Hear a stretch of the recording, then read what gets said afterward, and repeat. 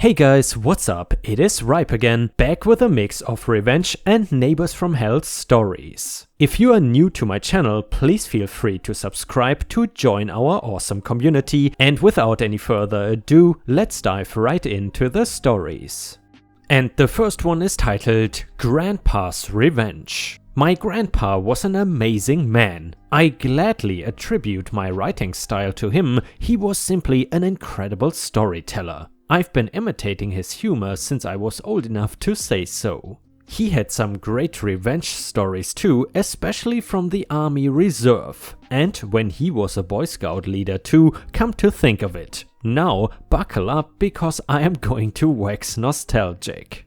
Grandpa worked for a company that set up displays in grocery stores, and due to his generous and talkative nature, he had a lot of contacts and connections, which meant that he was offered all sorts of food that was nearing its expiration date. Even better, once a display was done, it was often to be disposed of, which meant it was whisked away to the basement. Grandpa's basement was like a grocery store that did your laundry while you shopped. It was just awesome. He even had a refrigerated section. The dairy products needed to be eaten right away so they didn't go bad, but the potato chips, cans of soda, fruit drinks, cereal, canned food, and other non-perishable stuff lined the shelves and filled the fridge. While the grown-ups would grab a few cans of green beans or a bulk bag of frozen pizzas, the grandkids knew where the good stuff was. An inflatable 3-foot-long Oscar Mayer hot dog in a bun, an inflatable package of sliced cheese, a world globe made of fake candy, and all the ice shovels we could ever want, to name a few. When he was selling store on new products, we got the extra samples. Nintendo cereal, Danone bottled water, in yogurt containers, I don't think those ever made it to the market, and all sorts of amazing things. His twice-yearly garage sales were the stuff of legends. And guys, I'm not sure, but I think I have seen that kind of bottled water in hospitals before. I could be wrong though. Anyway, but what about the revenge, you ask? Well, while most of the stuff was stored in the basement, some of it was boxed up in the shed, long-term food and trinkets that could stand the summer heat. Grandpa's shed was one of those simple corrugated metal things. The doors didn't even lock. It housed his lawnmower, some grass seed, and a few boxes of bulk goods for his garage sales. One day he saw that a box was open and some of the trinkets inside were gone. Over the next few weeks he saw other things go missing, not big stuff, just toys and trinkets, which is why he suspected a neighbor kid was breaking into his shed. There weren't many kids on his block though, and he never saw them actually breaking in, but an adult would have taken more or not come back at all. His shed was in the fenced backyard too, so it wasn't like someone was just wandering past. Finally, after losing quite a few trinkets and finding a box knocked over onto the floor, he decided to take matters into his own hands. He had a day off in the middle of the week, and that evening he built a trap that would have made Ruby Goldberg weep for joy. It involved balloons, falling marbles, roller skates, the works. He spent a week planning it. There were drawings. Once he finally built it, he went to bed, content that he would catch his thief. Early the next morning, he got up, made coffee, and waited for his burglar. As always happens, he was taking a break from watching when he heard part of his trap spring. I think it was the balloon that popped when the door was moved. He ran for the back door, pelted down the back steps, and ran around the side of the house just in time to see a flash of movement, only a glimpse, but enough that he saw exactly where the burglar was, hiding behind a tree. He crept up to the tree, moving stealthily on his driveway. Now, this tree was special for whatever reason. It split a little less than 4 feet off the ground, the crotch of the tree making a wide U-shape. It was perfect for climbing. Grandpa, having reached the tree, realized he could look down on the thief from above. The thief peeked around the tree, saw Grandpa there, and leaped up, and at the same instant, Grandpa popped his head over the tree, screaming bloody murder, hoping to scare the ever-living daylights out of the little sneaky thief. For a moment, the thief stared in absolute shock and terror, and then kneeled over, flat on his back. The excitement of the chase and the sudden shock of seeing my grandpa's contorted face screaming down at him was too much. His heart must have given out. My grandpa actually scared him to death. For a moment my grandpa just stared and then, unbelieving, went around the tree and gave the recent corpse a gentle nudge. The thief was dead as a doornail. Grandpa leaned against the tree, put his hands over his face and laughed until he could barely breathe. I can still picture the tears of laughter in his eyes as he told me the story of how he gave a squirrel a heart attack. He never got his trinkets back, but boy, did he ever get his revenge. And Ripe stars, first of all, rest in peace, Master Thief Squirrel. However, that story got me thinking, which animals are the best thieves?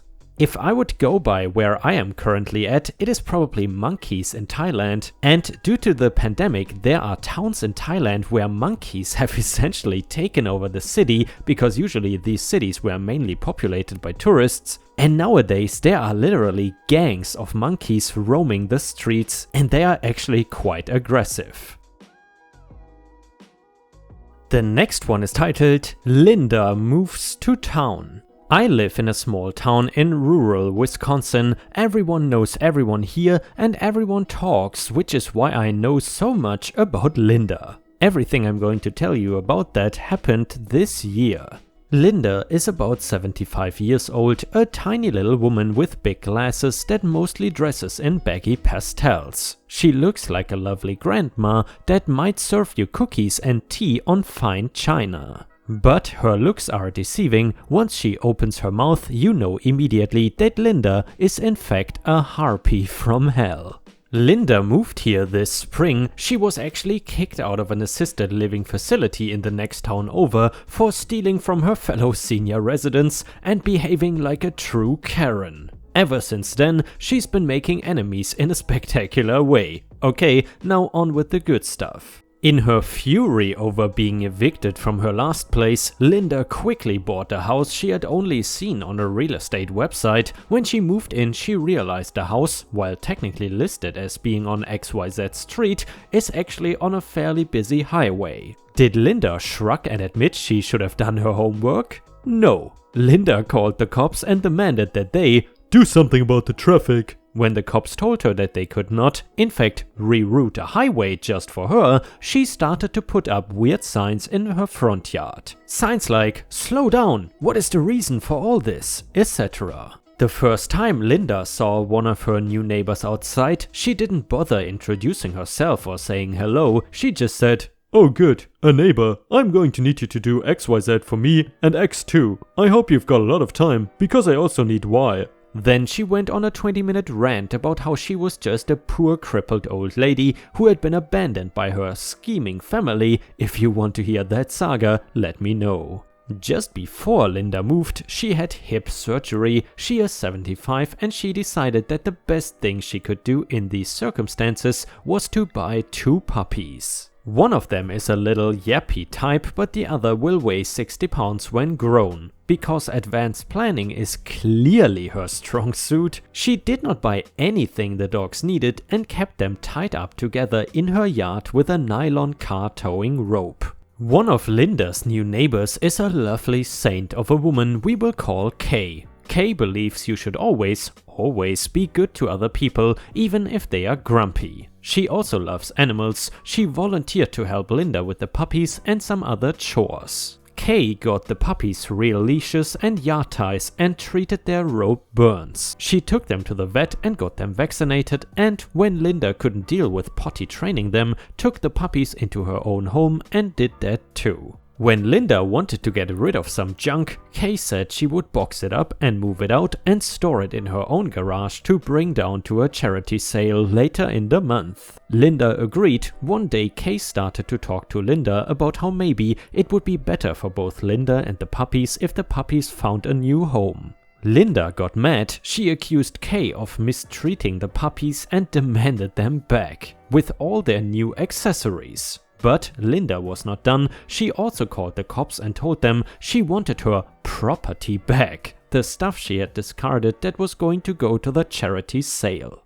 The The cops already knew Linda. Linda is a terrible driver, probably because she believes the entire road belongs to her. She doesn't bother with things like stop signs, much less turn signals. Naturally, the cops had something to say about that. The cops also know Linda from a shopping trip. You see, Linda had wanted some stuff for her yard. Plants, flowers, decorations. She decided the best place to get these things was from someone else's yard. In this case, someone else means me, without paying. She drove up, dug up some plants and put them in garbage bags in her back seat and threw some of my yard decoration in her trunk. Someone saw her and called the cops. When the cops came, Linda argued that she had the right to take those things. The house had a for sale sign on it, so they were fair game. So Linda got a couple of citations for trespassing and theft of yard decor. She already had some traffic tickets. Linda was also dealing with paperwork from a civil court case where she was suing her niece. Guess who Linda thought would be the best person to help her with these? Yep, the town clerk. Linda went into the town office, dumped all her paperwork on the clerk's desk and said, "You need to deal with that for me." When the clerk responded with a polite version of, "I'm not your personal secretary," Linda started complaining about terrible customer service and complained that she, Linda, was just a poor crippled old lady who blah blah blah blah blah.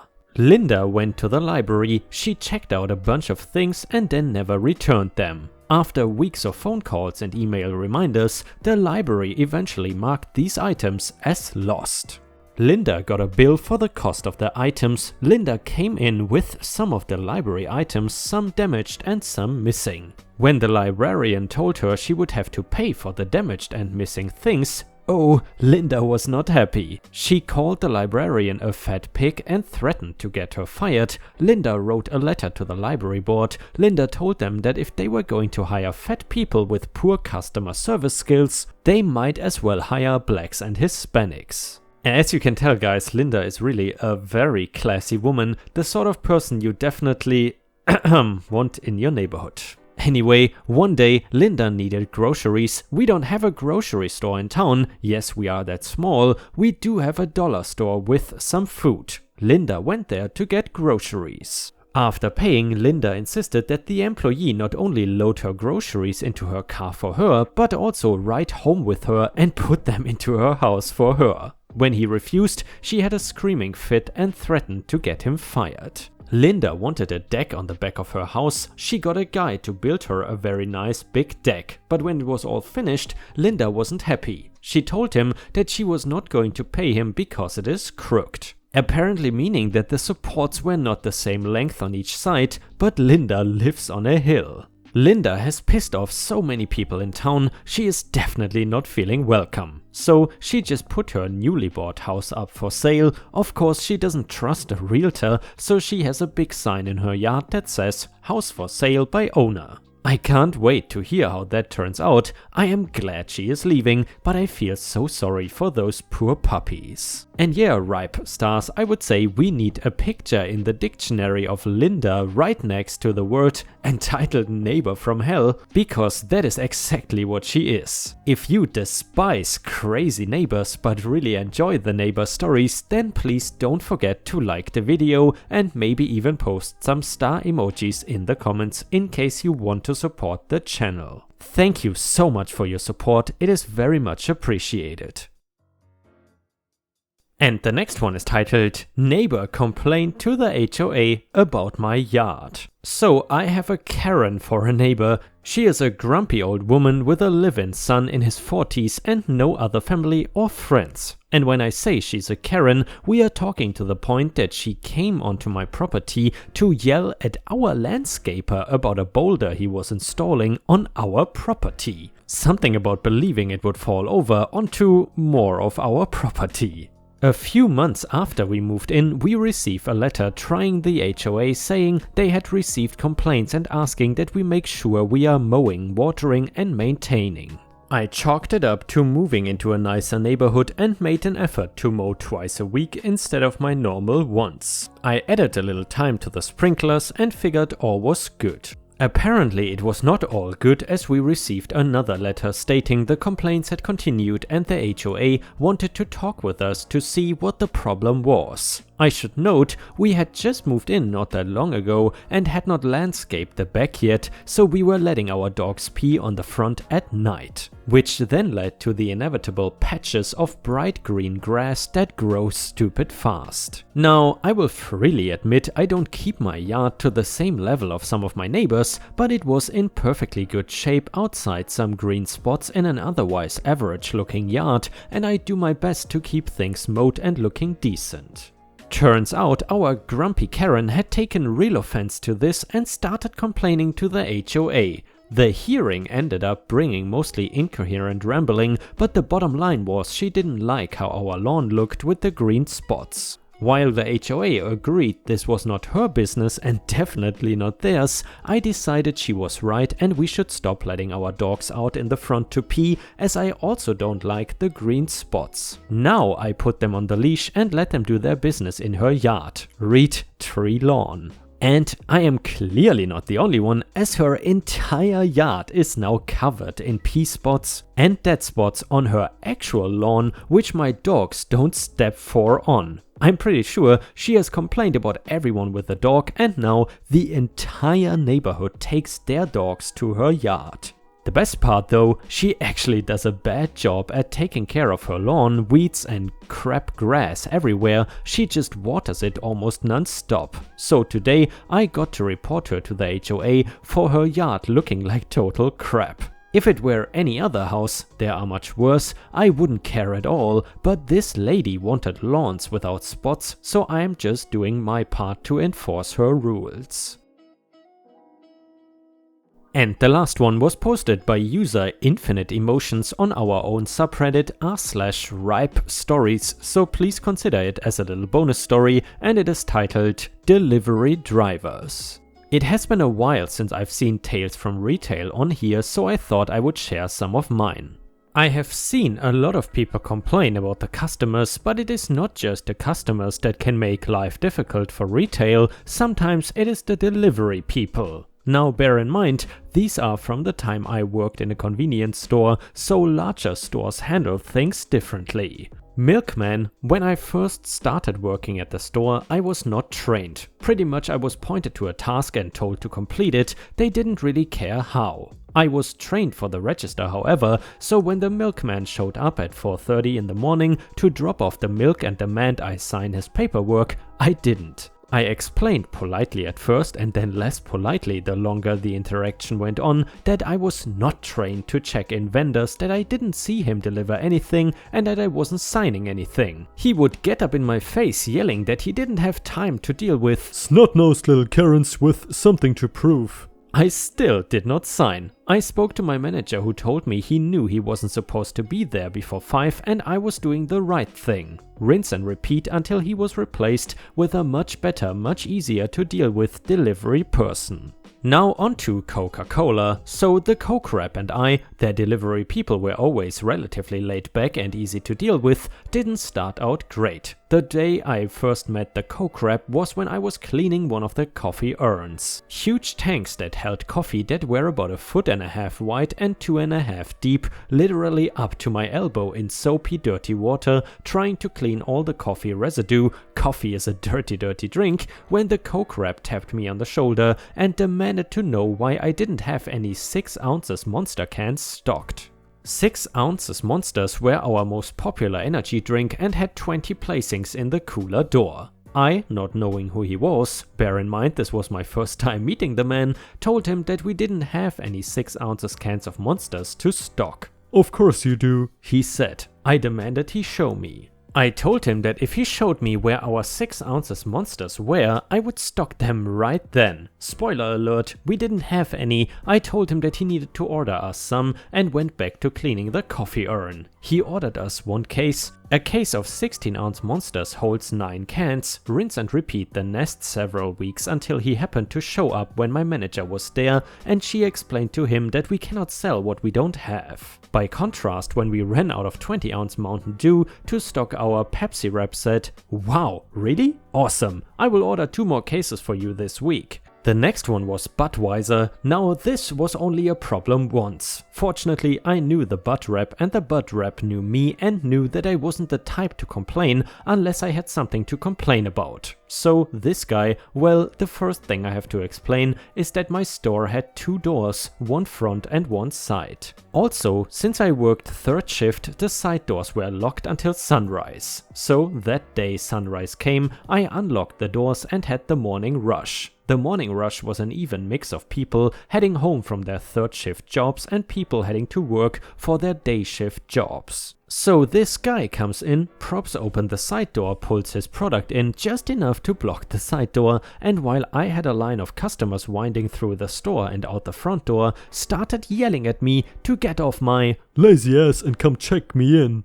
I told him he would have to wait, and he started yelling insults at me until I turned to him and said, "The customers come first because they are paying us. We are paying you. You can wait until the customers have been satisfied, or you can wait for a manager to get here, or you can come back later." Side note for all you baby CSRs out there, never tell the truck driver they can just leave. It will be pinned as you refusing delivery and can get you in trouble. Always tell them that they can come back later. He yelled, "I don't have to take this abuse," and stomped out the front door, pushing his way past customers as he pulled out his phone. I assume his boss told him to get right back inside and to work because he came back and kept yelling at me to hurry up, I've got deadlines to meet. I don't know if he was fired or transferred to another route, but I never had to deal with him again.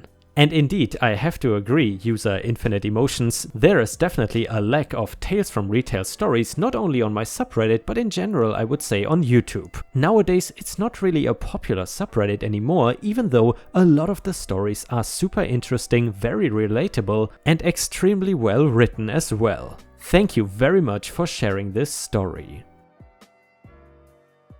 And guys, unfortunately we have already reached the end of the video. However, this is not the end of ripe content for you. I would highly suggest to check out my endless binge watch playlist, which will hopefully soon show up on the left corner of the screen, which will provide you with hundreds if not thousands of hours of ripe content. If you still haven't gotten enough, then please also check out my Patreon at patreon.com/ripeyoutube for more than 50 exclusive Reddit videos that you will only find on there. Furthermore, if you want to share your own story with our community, then please head on over to r/ripestories on Reddit, where you can share your own stories and there is a good chance that I might read it in a video. Thank you so much for your daily support and I hope to see you again tomorrow.